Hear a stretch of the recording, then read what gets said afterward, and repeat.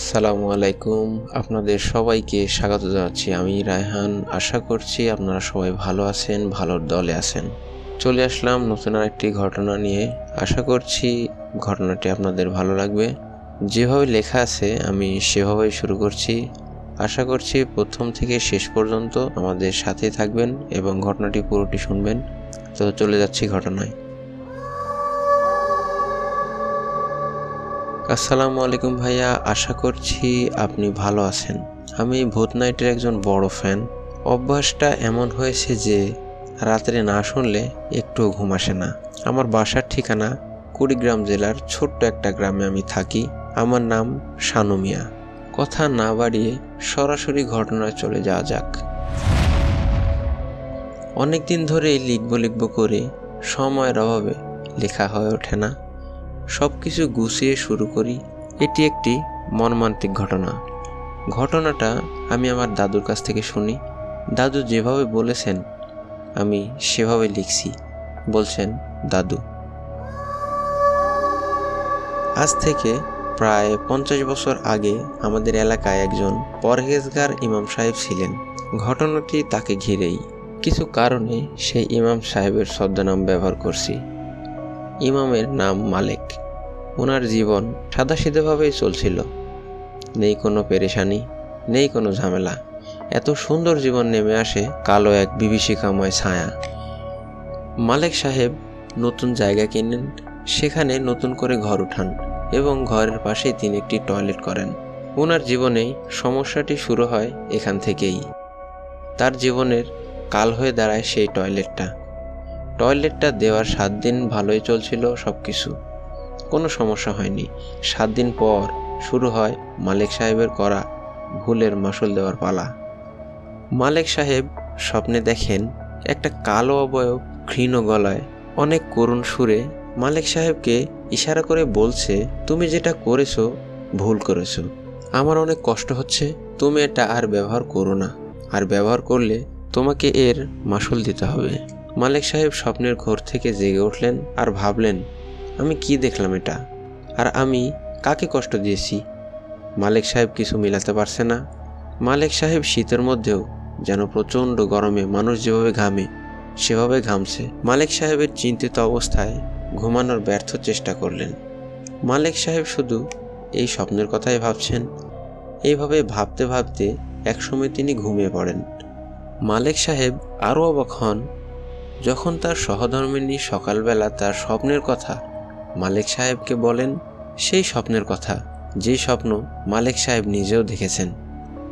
এবার মালেক সাহেবের স্ত্রী একটু ভয় পেয়ে মালেক সাহেবকে বলেন, এক রাতে আমরা দুজনই একই স্বপ্ন দেখলাম। এর মানে কিছু একটা আছে।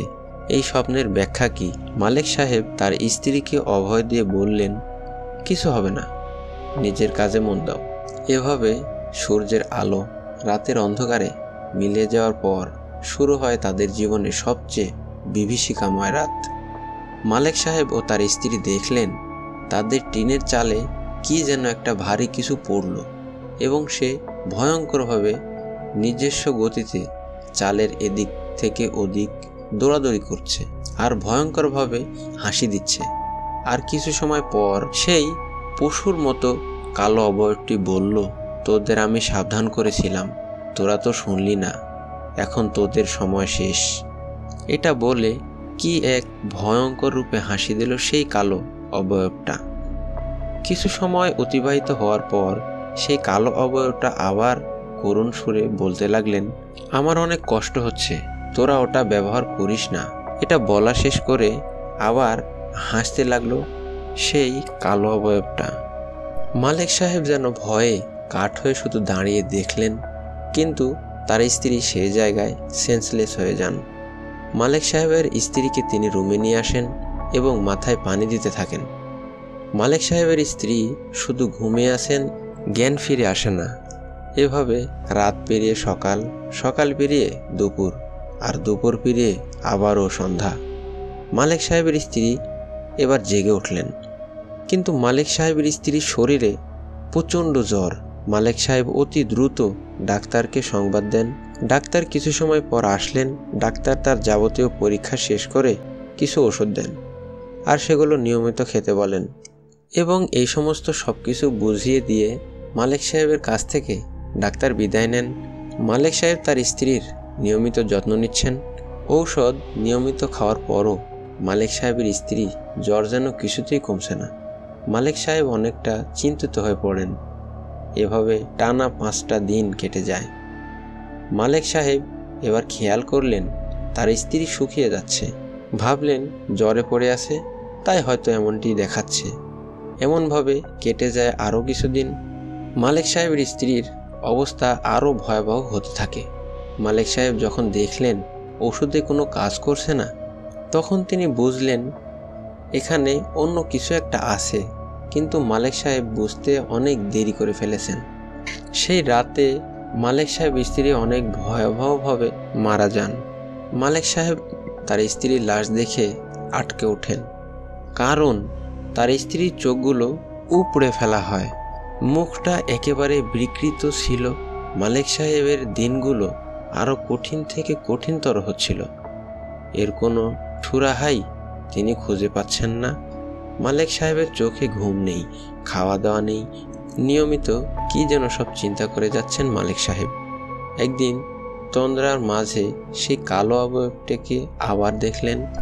এবার সে বলে, সাবধান করে দিয়েছিলাম, তুই তো মানলি না, তোর স্ত্রীকে আমরাই মেরেছি, এবার তোকেও মারব। এই বলে কালো অবয়বটা আবার সেই বিকৃত হাসি দিয়ে চলে যায়। মালেক সাহেব আবার বুঝতে পারলেন তার কোথায় যেতে হবে এবং কি করতে হবে। রাত পেরিয়ে ভোরের আলো ওঠার সাথে সাথেই তিনি আমার কাছে এসে ঘটনা খুলে বললেন। আমি সব শুনে মালিক সাহেবকে বললাম, কিছুদিন পর আমাদের গ্রামে ভারত থেকে একজন বড় আলেম আসবেন, আমরা তার কাছে যাব। মালিক সাহেব মত দিলেন। কিছুদিন পর সেই কাঙ্ক্ষিত আলেম সাহেব আমাদের গ্রামে আসলেন। মালিক সাহেব আর আমি যাই তার কাছে, গিয়ে সালাম দিয়ে গৃহে প্রবেশ করি। সেই বড় আলেম সমস্যার কথা জানতে চাইলেন। মালিক সাহেব সব ঘটনা শুরু থেকেই সেই শব্দে খুলে বললেন। বড় হুজুর সব শুনে কিছু সময় চুপ থেকে বললেন, আমি আমার ছাত্রদের কাছ থেকে যেটা জানতে পারলাম সেটা হলো মালিক সাহেব যেখানে টয়লেট বানিয়েছেন সম্ভবত তার আশেপাশে কোথাও কোনো কবর বা এরকম কোনো কিছুর অস্তিত্ব আছে হয়তো। এই কারণেই তাকে বারবার করে স্বপ্নে সাবধান করা হয় এবং তারপরও তিনি যখন শোনেন না তখন তার স্ত্রীকে মৃত্যুর মুখে পতিত হতে হয়। এই বলে হুজুর বলা থামালেন। মালিক সাহেব নিজে করা সবচেয়ে বড় ভুলের মাসুল দিলেন তার প্রিয় স্ত্রীর জীবনের মাধ্যমে। এই বলে আমার দাদু দীর্ঘ নিঃশ্বাস ফেললেন। ঘটনা এখানে শেষ হলে ভালো হতো। আমিও অবাক হয়ে বললাম, দাদু আর কিছু ঘটেনি? দাদু বলল, তাহলে শোনো। বড় হুজুর মালিক সাহেবকে বললেন, তুমি এই সমস্যার সমাধান যদি চাও তাহলে তোমাকে সেই টয়লেট অতি দ্রুত সেখান থেকে সরিয়ে ফেলতে হবে। মালিক সাহেব সম্মতি দিয়ে বড় হুজুরের কাছ থেকে বিদায় নিয়ে চলে আসলেন।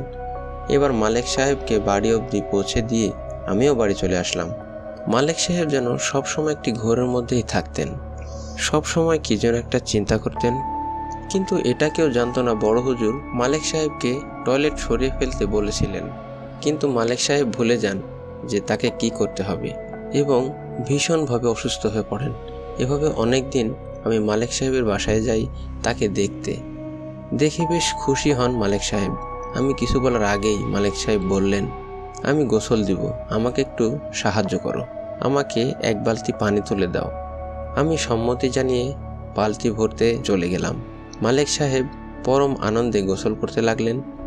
এক পর্যায়ে গিয়ে মালিক সাহেব নিয়ে যে কল চালাতে লাগলেন, সেখানে ঘটে যায় এক ভয়ঙ্কর ঘটনা। মালিক সাহেব যখন কল চাপ দিলেন, নিচের দিকে সেই কলের যে হ্যান্ডেল মালিক সাহেবের হাত থেকে বেরিয়ে গিয়ে মালিক সাহেবের থুতনিতে সজোরে আঘাত করে এবং সেখানে মালিক সাহেব মারা যান। এভাবেই এক হৃদয় বিদারক অভিজ্ঞতার সম্মুখীন হই আমি। এরপর আমরা সেই টয়লেট সরিয়ে ফেলি এবং সেখানে আর কারো সাথে কোনো রকম ঝামেলা হয়নি। এই বলে দাদু ঘটনা শেষ করলেন। আমরা জীবনে ছোটোখাটো অনেক ভুল করি, কিন্তু ভুলের মাসুল দিতে হয় একটা জীবন দিয়ে। এই বলে তিনি তার ঘটনা শেষ করেছেন। আশা করছি ঘটনাটি আপনাদের ভালো লেগেছে। যদি ভালো লাগে তাহলে আমাদের চ্যানেলটি সাবস্ক্রাইব করে সাথে থাকবেন। আজকের মতো এখানেই বিদায় নিচ্ছি। দেখা হবে অন্য কোনো ঘটনা নিয়ে। সে পর্যন্ত ভালো থাকবেন, সুস্থ থাকবেন। আল্লাহ হাফেজ।